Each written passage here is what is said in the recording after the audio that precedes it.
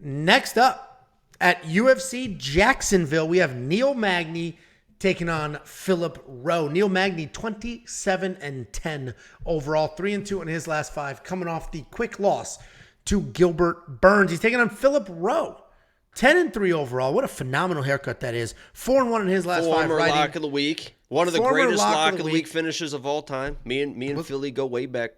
Wasn't he losing that fight? He was winning. Which fight was it? And then he was definitely losing the Nico Price fight. Oh, yeah. He was it was on his back. It was not looking good.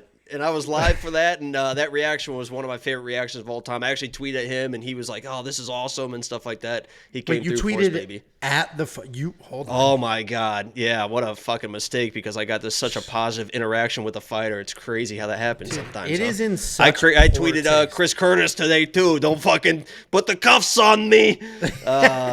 Because he was talking about his headbutt. So I sent him the picture of me with my fucking helmet on. I said I've been trying to ban headbutts forever, Chris. Join the movement. And he liked the tweet. Good for you.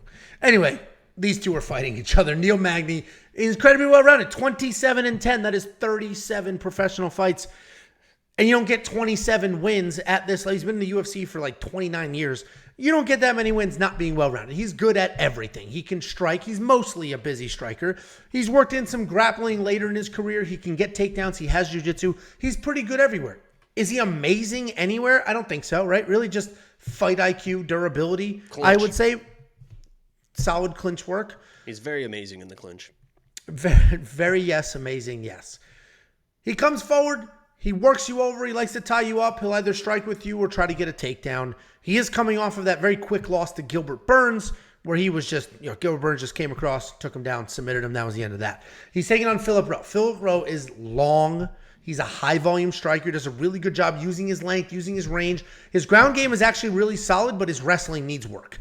And despite managing range well on his feet, he can be hittable, and he does have a negative striking differential. He's coming off that win over Nico Price, though, where he doubled his strikes, and then he ended up surviving a little bit to get that TKO in the 3rd round.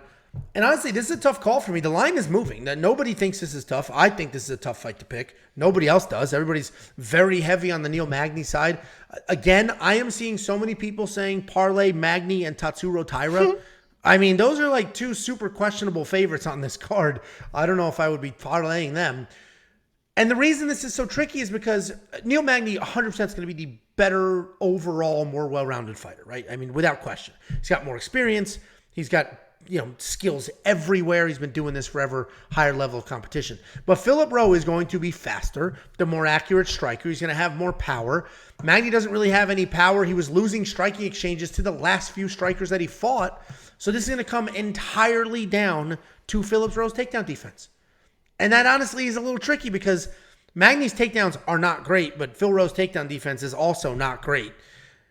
I am going to pick Rowe here because he's the much more dangerous guy. We have seen him in adversity with the Nico Price fight, with the what's his name fight. He was taken down like 4 times and then got that knockout in the 2nd. Who the hell was that? The white guy. It's not in my script, so. Witt? Jason Witt? Yeah. The Vanilla Gorilla? Yes.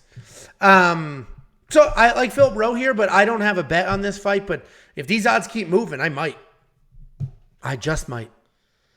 What do you think, Jakey boy? Yeah, as I mentioned before, I'm a little bit biased because I am a big Phil Rowe guy. He was one of the greatest lock of the weeks of all time. We appreciate his efforts in that fight. And people, I think, are trying to just copy and paste Nico Price fight into this and be like, oh, he kind of struggled with Nico, so Neil Magny's a way better fighter than Nico. First of all, Nico is a good fighter. I mean, Nico, yes. I know he's a weird guy. Dog. Yeah, he's a weird guy, and he doesn't look like it, but he is a very good fighter, very durable, with crazy pace, crazy pressure, and Phil Rowe did what you need to do against a guy like Nico. I mean, he weathered the storm. He was having success early, but he weathered the storm. He got through it, and he even got a finish. He finished a very durable guy in the 3rd round in Nico Price. So I think that people are just trying to copy and paste that fight. It's a little bit unfair to Philip Rowe because Nico Price is different than almost any fighter that you're going to face. Neil Magny we know who Neil Magny is. He's well well-rounded. He's a gatekeeper of the division at this point in his career. And he's going to beat a lot of people because he can wear down people. But Neil Magny, when he is the most comfortable, is when he is backing up. He has his back against the fence. He engages you. He invites you into that position. He's on the fence, in the clinch, and that's where he works his strikes, his elbows, his knees, but that's how he gets his takedowns as well. He's not out there shooting singles, shooting blast doubles. He needs to get in the clinch against the cage, and then he will work trips from those positions. The issue for Neil Magny in this fight is when you back up against the fence and you get against the fence the way that he does, and he literally will just sit against the fence and just wait to grab you. Philip Rowe is so long and such a good boxer that he will just snipe Neil Magny from the outside. I would hope and pray that he's not going to engage in the clinch. He will just stand there and just start lighting Neil Magny up, and then Neil Magny is going to be reaching and trying to grab him, and Philip Rowe can keep the distance, and he's a good striker, and he is just going to piece up Neil Magny when he's against the fence trying to engage that clinch. So I'm actually pretty high on Philip Rowe here. I think people don't respect the striking that he has and the power that he possesses at the end of his punches as well. And Neil Magny just invites you to kind of walk him down. And Philip Rowe is a bad person to have walk. You do not want Philip Rowe walking you down with your back against the fence. He is way too accurate. Even in that third round when he was finishing Nico, the accuracy of those shots was absolutely incredible. I'm a big Phil Rowe fan. I'm a little biased, but he's my pick here. Yeah, listen, we're on the same side. I will say it's concerning, right? I don't have a bet on this for a reason. If I was super confident in him, I would have money on it, especially at these odds. I do. I think he's going to be faster, more athletic. I think he's better everywhere standing, but the takedown defense in the ground game does concern me a little bit. Neil Magny has is a clear path. I don't know if it's an easy path, but it's a clear, let me come forward, get takedowns. Just don't engage in the clinch work and you're good. I mean, that's literally how you beat Neil Magny. Yeah, it'll be, it should be an interesting fight. We're going to learn a lot about Philip Rowe in this fight for sure. And like I said, what I do like about him is we've seen him overcome adversity. 2 different fights in the UFC. Man. 2 different fights in the UFC, we've seen him in trouble. Different kinds of trouble. Jason Witt took him down 4 times, I believe, in that first round. It was going to be a very clear win for him. And then, boom, lit him up in the second, shook it off, came out in the second, fresh, new, didn't matter, reset his mindset. Awesome. And then, obviously, the Nico Price fight, like you said. $8,500 in DraftKings, $7,700 in DraftKings. Man, I don't know. I would honestly, if Philip Rowe wins, it's going to be a decision. If Neil Magny wins, you think he knocks out Neil Magny? I think he can easily just box him against the fence and really TKO. Jeff Neal didn't knock him out. And Jeff Neal hits like a freight train. Jeff Neal's kind of just a brawler. Philip Rowe's a fucking boxer, man.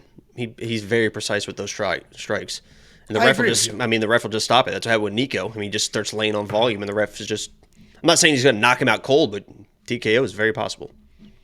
Yeah, I don't think you're respecting Phil enough, and it kind of breaks my heart a little bit. I picked him. Okay. I just pray to God you're not going to tag him in this one. I think this is similar to a Randy Brown, what we said with Randy Brown. Stay on the outside, use the reach, light him up. And he's got way more power than Randy Brown. Touch. I didn't say he doesn't have power, but Neil Magny's stupid tough. WeWantPicks.com. You want to see all Jacob's bets on this fight, everything else. You want to see the DraftKings courses, the DraftKings optimizer. You want to see the ownership projections. You want to see the line movement tracker, the 38 columns of detailed data and metrics. WeWantPicks.com, just $10 a month. Become a member.